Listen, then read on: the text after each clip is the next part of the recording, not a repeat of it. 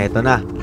Oy, nako! Tapos, ang masakit pa dito, yung nasa kabilang side, mga truck po yan. Grabe naman tong coaching to. Ano bang nakain ito? Mga hype na hype pa. Mekos-mekos ba yan, insan? Tornado ba yung mga motor dyan sa nadadaanan mo? Kawawa naman. Oh, bumusi. Grabe itong taong to. LTO po, agapan po yung driver na to.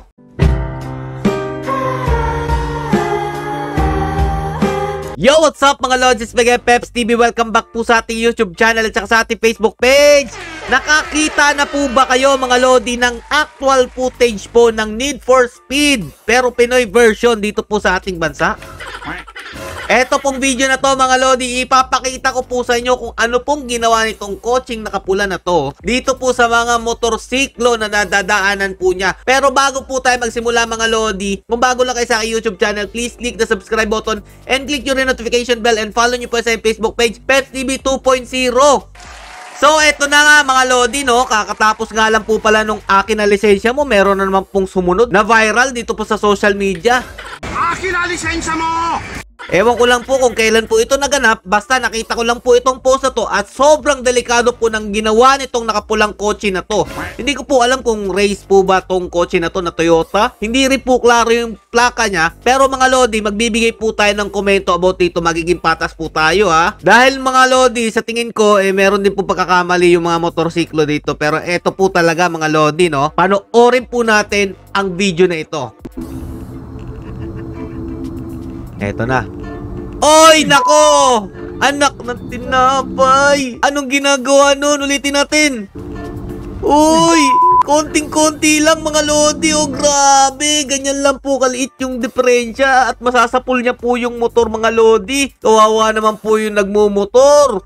O, di ba may angkas pa siya? Napakadelikado niyan mga Lodi. O, tingnan nyo, gahibla na lang po yung distansya niya sa motorsiklo. Bakit po niya ginagawa to sa mga motorsiklo mga Lodi? Ulit-ulitin po natin tong video na to para makita po ng mga officers ng LTO ang ginawa po nitong sasakyang ito mga Lodi. Kung hindi po ako nagkakamali, Toyota Race po itong sasakyan na to. O, ito, panawagan po natin bago po natin tapusin tong video na to ha. Pakicheck po naman mga opisyal ng LTO. Baka po kasi makadisgrasya pa po itong taong to.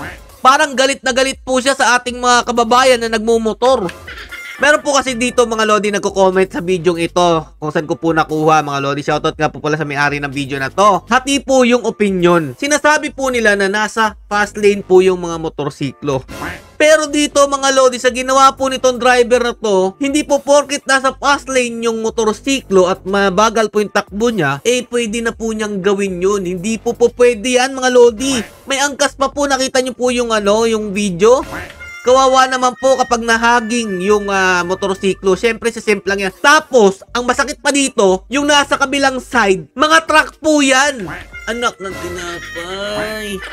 Naku po, paki-actionan po, LTO. Kung sino man po yung taong ito nagmamaneho, hindi po siya karapat-dapat magkaroon po ng lisensya. Tuloy pa po natin. Eto, tinanggal ko na po yung music dito kasi nagpapatugtog po yung may-ari ng video dito. Baka makapiright po tayo. So, subaybayan po natin ha. O, ipa-forward na lang po natin kasi dito po na part na to, meron po na namang magaganap na kakaiba sa ginawa po nitong sasakyang nakapula na to mga Lodi, no? O, ito, grabe po yung pagwe-wave niya, oh. O, dito na part mga Lodi. Orin nyo pong mabuti ha.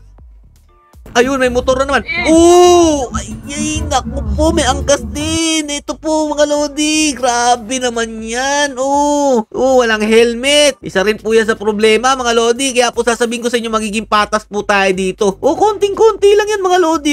Konting-konting pagkakamali lang po yan mga Lods. Siguradong sa pulyang motor na yan, sisemplang yan. Okay? Grabe naman tong coaching to. Ano bang nakain ito? Mga hype na hype pa. Mekos-mekos ba yan, insan?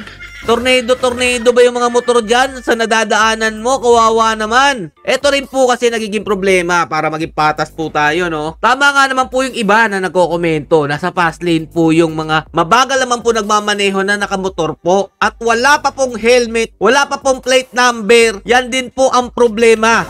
Kahit ako po nararanasan ko po yan. Gabi, walang ilaw po yung mga motor, tas bigla na lang susulpot sa harapan mo. Baka siguro ito yung dahilan nitong nakapulang sasakyan na ito. Kaya ginaganyan po niya yung mga nakamotor. Pero hindi nga po yan sapat na dahilan para pinahan mo yung mga nakamotor may angkas. Dalawa lang yung gulong niyan, kahit anong mangyari, mas lamang pa rin po yung naka 4 wheels. Anak ng tinapay naman mga lodi, no? Mekos-mekos ba yan, insan? Tornado yung mga motor dyan, O, tuloy pa natin, mga lodi. O, ito. O, forward uli natin kasi dito yung pinakamalupit na ginawa nito, eh. Ito. Panoorin nyo mabuti, ha? O, ito. Anong ginawa niya? Uy, ayun, napaliko yung yung motor, eh. O, tingnan nyo kung gaano kadikit na lang. Napaliko. Binusinahan po siya ng nakamotor dyan. Ulitin natin, ha? Para marinig nyo. Bumusin. Grabe itong taong to. LTO po, agapan po yung driver na to. Please lang po, wag nyo pong bigyan ng lisensya. Nakakatakot po ito. Baka may problema sa Hindi ko po alam, Kasi alam ko kapag nakapasa ka ng driver's license mo, dapat alam mo yung pagiging mahinahon sa kalsada. Malay mo, yan lang po talagang kaya nilang bilis. Diyan po sa fast lane, o siguro mga nasa 60 na yan, 70 na yan. Yun lang po talaga. At saka baka may speed limit po yan. Kagaya po dito sa amin, yung mga highway po, nasa 60 lang po yung takbo, 80, ganyan. Hindi po kagaya dyan sa Manila. Alam naman po natin, Bisaya po yung yung nagsasalita dito. Ibig sabihin, nandito lang po ito sa Visayas or Mindanao. May mga speed limit po, hindi po kagaya ng mga NLEX na 100 kph, okay lang. Uhulihin ka pa kapag mabagal ka dyan. Pero dito sa amin, mga lodi, marami pong speed limit dito na nagsilabasan. Dahil nga po, dito po sa mga disgrasyang sunod-sunod po sa highway. Anak ng tinapay naman, Pero hindi naman natin mapagkakailan na may mga pasaway po talaga mga motorsiklo, diba? Dahil nga po, kahit nandyan po, may truck po sa harapan lang, nandyan po sila sa gilid, mga lodi, okay? At meron din po, sinabi ko kanina, yung walang ilaw, walang plate number, pero nasa gabi po, bumabiyahe, walang helmet. Anak ng tinapay, paano naman tayo magkakaayos dito sa daanan, Kaya po nagkakaroon ng away, suntukan, ayan po, mga kung ano-anong bagay dyan sa daan. Kagaya po nung ibigay mo lisensya mo. Akin na lisensya mo! Init ng ulo, dahil nga rin po sa mga kasalanan po natin. Aaminin po natin, may mga tulogis po talaga. Hindi naman po ako sa nagmamalinis. May mga pagkakamali rin po. Kakahuli nga lang po sa akin ng counterflow. Pero alam nyo naman mga lodi, kasama ko naman po yung pamilya ko noon. Meron po kasing emergency that time. Pero eto po sa kanila. Anak ng tinapay, may emergency ba yung nakapulang sasakyan na yon? At ganun siya kung makapina sa mga sasakyan kagaya nito. Ito po, grabe yung ginawa ng Need for Speed ng Pinas, mga lodi. Ganyan, ano ba? Nagmamadali ka ba, kuya? Hindi ka naman naka-hazard, di ba? Pag naka-emergency, dapat naka-hazard, di ba? Pag tinamaan niya to, mga lodi, yung truck na nasa kaliwa dyan, siguradong doon pupunta yun kasi papunta po yung pina niya sa may bandang kaliwa. Tapos, eto naman, kung sakali tinamaan, patay itong dalawang to.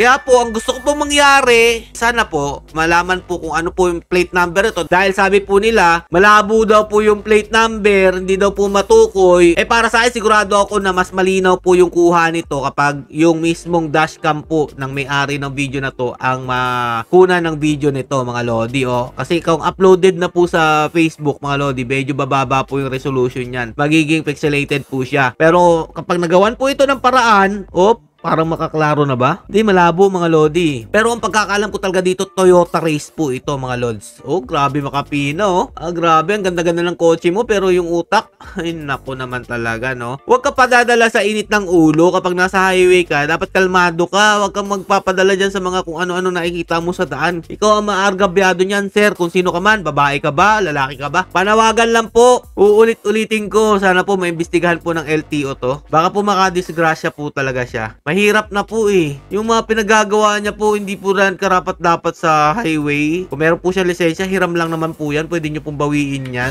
Tama po ba ako?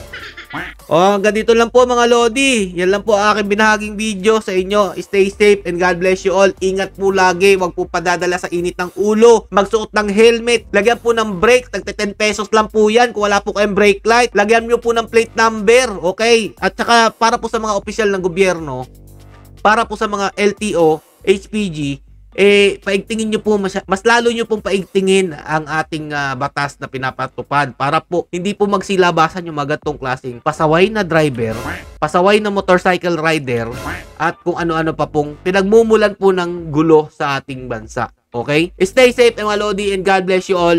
Peace!